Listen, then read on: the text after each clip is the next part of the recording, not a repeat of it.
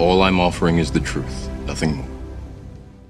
Successful people are not people without problems. They have, as a rule, just as many problems and largely the same kind as everyone else. The difference is that they learn to solve their problems. Successful living is nothing more than the ability to solve successfully the problems which are as much a part of living as breathing. The degree of our success will be determined by the extent to which we can solve our problems. If you can tell me what you want, I can tell you how to get it.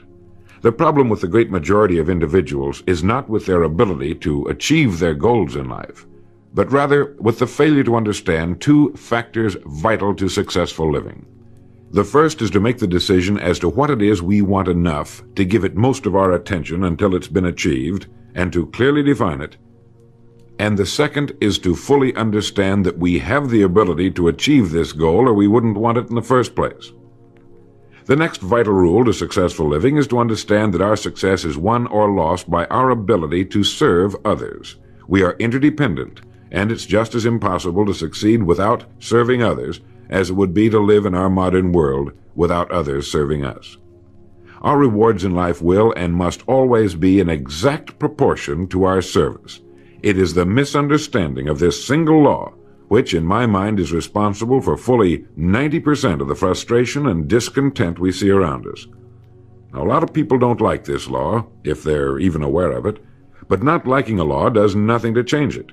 The basic laws of nature and economics are unchanging. If we're out of step with them, we are, as Thomas Huxley put it, checkmated, without haste, but without remorse. But to those who know and work with the laws, he said, they are paid with the overflowing sort of generosity with which the strong delight in strength. If a person doesn't like his income, all he has to do is take a good long look at his service. Look where you will find this law in undeviating operation. Our rewards will always be in exact proportion to our service. This is the law, then, that lies as the supporting structure of economics and personal well-being, so fix it in your mind. All attempts to sidestep or in any way avoid this law will result in frustration and failure. So this brings up the question, if what I want is more than I now have, how can I increase my service in order to earn it? Well, whom do we serve? We serve people. So let's take a moment to try to understand people. The more we understand them, the better we can serve them. I think of an adult human being as a grown child, doing his best to play for the first and last time on earth this game called life. The extent to which he learns the rules of this mighty game will determine his success. But right here we run into an historic and exasperating fact. People down through the centuries have, with the most amazing consistency, divided themselves into two groups. One group contains about 5% of any given population. The other group contains the remaining 95%. Neither of these two groups is any better than the other. But one thing separates them. The big group, the one containing about 95% of the people, never seems to get the word, while the smaller group, the 5%, does. Now, what do I mean by getting the word? I mean about 95% of the people never quite understand, emotionally or intellectually, that we as individuals control, to an altogether unsuspected extent, our lives here on earth. That each one of us is the architect of the structure fashioned by our years. You see, all of us want the same things, but only about 5% figures out how to get them. Within each of us burn two unquenchable ambitions: to serve importantly and to gain financial independence. Both of these worthwhile goals are within the reach of all of us, man or woman, but according to statistics, only about 5% achieve both of them. Why? Let's look at it logically. Every human being has a tendency to think, act, and talk like those by whom he is surrounded. This is environment, and it exercises an enormous influence on our lives. We've already pointed out that 95% don't seem to get the word in life. Then it follows that in the case of any given individual, the odds are 95-5 that he is surrounded by the larger group. And since a body in motion tends to remain in motion until acted upon by an outside force, that he will continue to conform to his group unless we can do a better job of serving Him through knowledge. The failure of most people to live successfully is not caused by their lack of abilities, far from it, but rather in their failure to decide what it is they want, and understanding that our wants are governed by our talents and abilities, and that we are divided into two groups of roughly 5% and 95%, and that it's the 5% group which is successful. So here, let me give you a definition of success which, to my mind, covers the subject completely. Success is the progressive realization of a worthy ideal. That is, anyone who knows where he is going in life is a success. At the moment he makes the decision of what it is he intends to accomplish, of what it is he considers a worthy ideal, he is successful. Once this goal has been accomplished, he is again, by our definition, a failure, until he establishes a new goal toward which to work. To my mind, this is what we as human beings were intended to do, to go through life from one achievement to another, and to finally come to the end of our road here on earth, still reaching, still working toward a new and better plateau on which to stand. For this is to live and live completely, to know as much as we can know, to serve as much as we can serve, to accomplish as much as we can accomplish. Well, since success is the progressive realization of a worthy ideal, why are we faced with only 5% who can be called really successful? Because the best estimates available tell us that only about 5% will ever decide upon and define the one thing they want. One thing, because we can only do one thing at a time. To my mind, the story of a person's life is the story of a quest, a search to which he devotes his life. We know that the happiest people on earth are those who know exactly what it is they seek and set boldly out to find it. And while we're all dreamers, the fortunate ones are those who have found a dream so exciting and worthwhile that they'll devote a part or all of their lives to making that dream come true. But while all dream, by far the great majority, that 95%, never realizes that a persistent daydream is often the point on which we should set our compass, the place toward which it is meant for us to journey. The tragedy is that the great majority shrugs off this built-in direction finder and returns to the wide, visible, well-marked road in life which they feel must be the best road because it carries the heaviest traffic. Well, let's make this point clear. The road in life with the heaviest traffic is not the best road to follow, for it is the road of the 95%. It is the road with no more opportunity, and with 19 times as much competition. Of all the billions of human beings who've lived on Earth, all great advances, all great ideas have come from just a handful, a few thousand out of billions. Now, how have the people as a group reacted to the great ideas? Every great leader and thinker, from Socrates to the Wright brothers, has been scorned, ridiculed, poisoned, imprisoned, stoned, pilloried, burned at the stake, or crucified. Mankind as a group has made a consistently grisly game of tormenting his saviors. Why? Lack of information, lack of knowledge. It comes from following the wrong crowd. What can we learn from all this as individuals? Two things. One, to amount to anything as individuals, we've got to be individuals. We've got to have individual goals, individual thinking, individual action. And two, we must never conform to the great mass of people. We must love them, help them, for our joy and success will be determined by the extent to which we serve them. But we must never lose our individuality and identity by permitting ourselves to be submerged in this suffocating sea of indirection and purposelessness. There's nothing wrong with emulation. In fact, it's a good idea, so long as we emulate a person who represents that which we wish to become, but never the crowd, never the 95%. We are what we think about. Our minds, our thinking, controls our destinies here on earth to a degree totally unsuspected by the great majority of people. When you think about it a moment, it becomes so obvious, so clear and simple.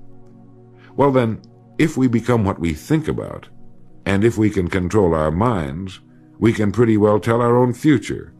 And that's the point I want to make. That's what I meant when I said earlier that each one of us is the architect of the structure fashioned by our years. This means that if we're confused about what we wish to become or accomplish, our lives, our environment will mirror that confusion. It also means that if we know what it is we seek, that it will, It must be accomplished. Barring an act of God or a catastrophe over which we have no control, we as individuals can call our own shots for the rest of our lives. We can know what it means to go through life from one success to another, to play life according to the rules and reap the rewards. We can know what it means to have peace of mind and live calm, cheerful, successful lives. You are at this moment the sum total of your thoughts to this point, for there is nothing else you can be. And 5 years from now, you can be and have anything you set your entire mind and heart upon. Succeeding in life has always been a matter of doing that which the great majority does not do. Now let's keep this in mind as we get into this business of goals. It isn't that I want to make an invidious comparison between the 5% and the 95%, not at all. That's just the way it is. And if we don't recognize it, it will be to our cost. At the beginning of this record, I made the statement, if you can tell me what you want, I can tell you how to get it. You see, the trick is not in achieving our goals, it is in establishing them. A ship would never leave a harbor if it did not have a destination. An industrial plant would never open its gates if it did not have a product or a purpose. Football would not be played without goalposts, nor would baseball without a home plate. Every business operates for a purpose. Every game has a reason. Getting back to the analogy of our ship, if you were to climb to the navigation bridge and ask the captain the name and location of his next port of call, he would tell you immediately. There's not the slightest doubt in his mind. Can you tell anyone your destination just as quickly and in one sentence? The captain of the ship knows that he can arrive at only one port at a time. He knows that it's impossible to arrive at two. Do you know that? He also knows that his destination will be invisible for fully 99% of his voyage, but he knows it's there, and that he'll reach it, barring an unforeseen catastrophe, if he will just keep doing certain things a certain way every day. One fine morning his destination will appear on the horizon. He'll sail into port, his voyage successfully completed. When his business has been accomplished, he'll then sail to another predetermined port of call, and this will take him and his ship from one success to another for the rest of both of their lives. By understanding that he can reach only one port at a time, the owner of a ship can, in the short space of a very few years, reach hundreds of ports successfully. There'll be problems, lots of them, but they'll be solved, and the ship will steam its solitary course over the deep oceans of the world, devoting its life to accomplishing its mission and contributing its share to the welfare and economy of the world. Men and women who follow this sensible, obvious, and meaningful way of life will do the same. But the paradox is that most are like ships without rudders. They're subject to the whims of wind and tide. And while they hope they'll one day arrive in a rich and bustling port, you and I know that for every narrow harbor entrance, there's 1,000 miles of treacherous and rocky coastline. The chances of their just drifting into port are 1,000 to 1 against them. These are the unfortunate people who, not knowing the rules, believe that circumstance controls our lives. They believe in luck and superstitions, fate, the breaks. They believe that success comes as the result of who you know, not what you know. And while they cling to their false alibis, life passes them by. For the rules of life are just, and they are checkmated, without haste, but without remorse. Now what about you? Remembering that the definition of success is the progressive realization of a worthy ideal, what's the ideal toward which you are working, now, today, yesterday, and tomorrow? Can you write it in one sentence? Is your goal sharply and clearly defined? I mentioned on the first side of this record that I could tell you how you could be and have anything you set your mind on in 5 years. To better understand this, you must examine one of the most overlooked facts in the world. It is that every job, no matter what it may be, holds somewhere within itself the key to everything we want in life, the key to greatness.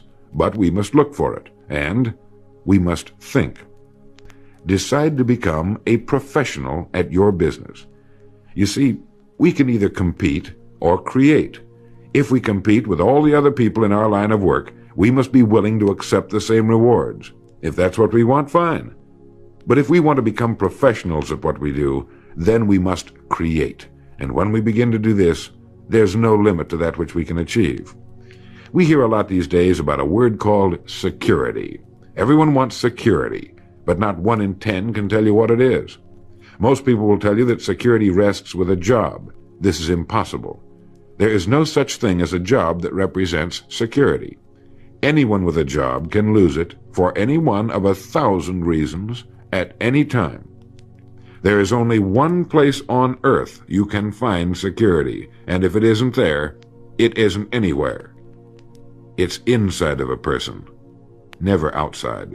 If a man has security inside, where it belongs, his wife and children can feel it when he sits down to eat with them, and they're warmed by it. If a man has security inside, where it belongs, you can see it walking down the street, and you can feel it when he enters a room. That's security, and you can't take it away from him. You can take away his money, his home, everything but a wife who's willing to start over, and most of them are, and drop him anywhere in the country. Go back in a year, and he'll be doing just as well as when you found him the first time. You can't keep a good man down, no matter what you do to him. Like cream on milk. You can shake it all day, but just set it down for a while, and it'll bounce right to the top again. This man or this woman has security, where it belongs. And do you know where it comes from? It comes from doing what we do for a living surpassingly well. It comes from being a pro in a world of amateurs.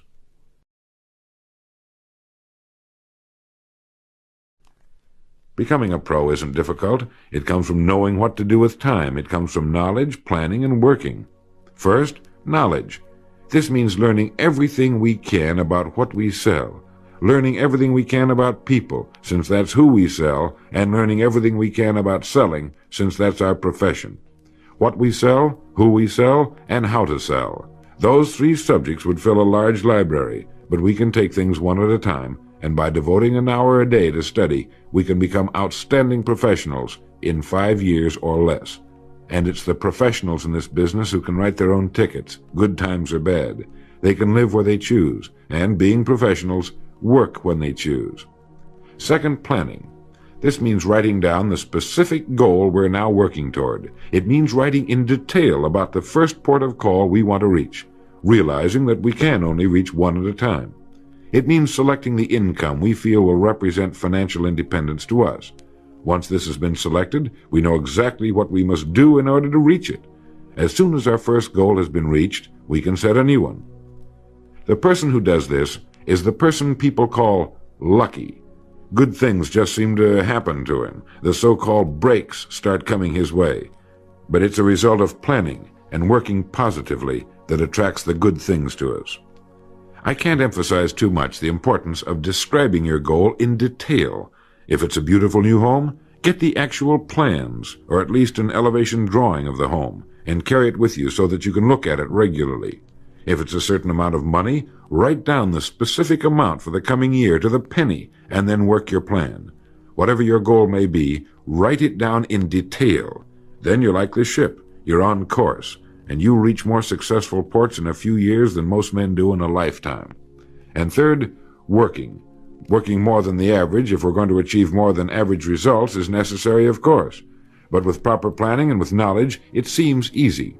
Moreover, to work, we need energy, and energy is inextricably linked to desire. Unless we have a desire to do a certain thing, we find ourselves without the energy.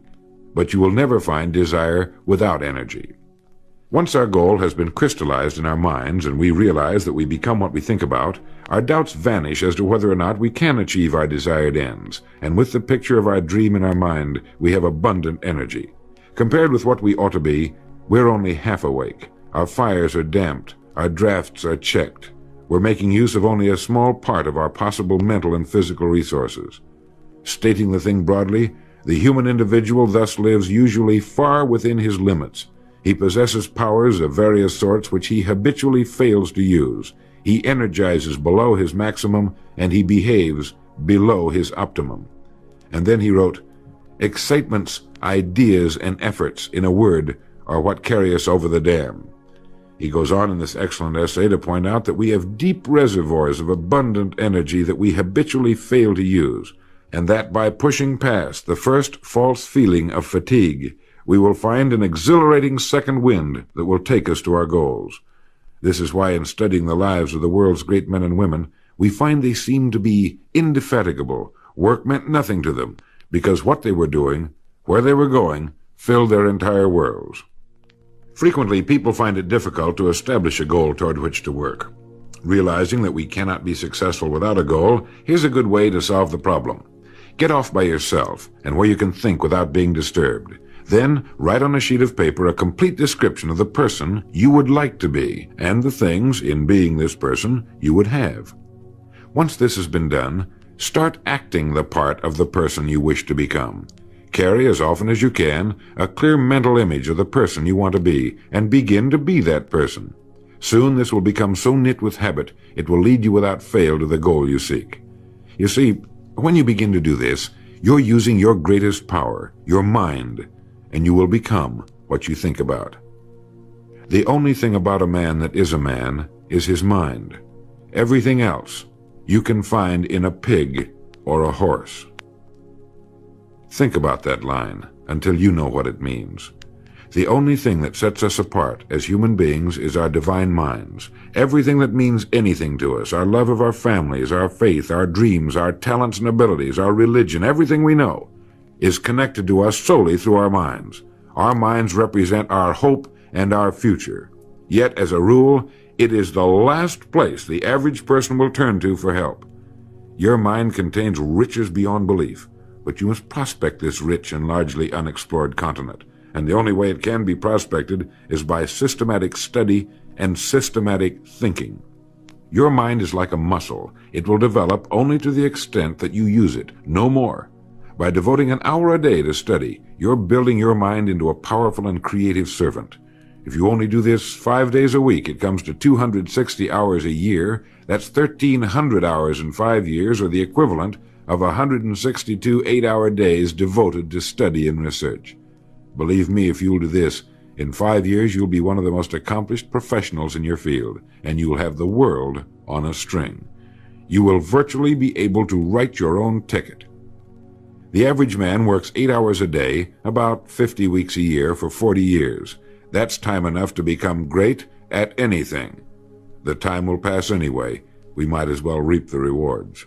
So now, let's sum up and reduce the whole thing to a workable formula, a set of rules for this game of life that cannot fail to take us to where we wish to go.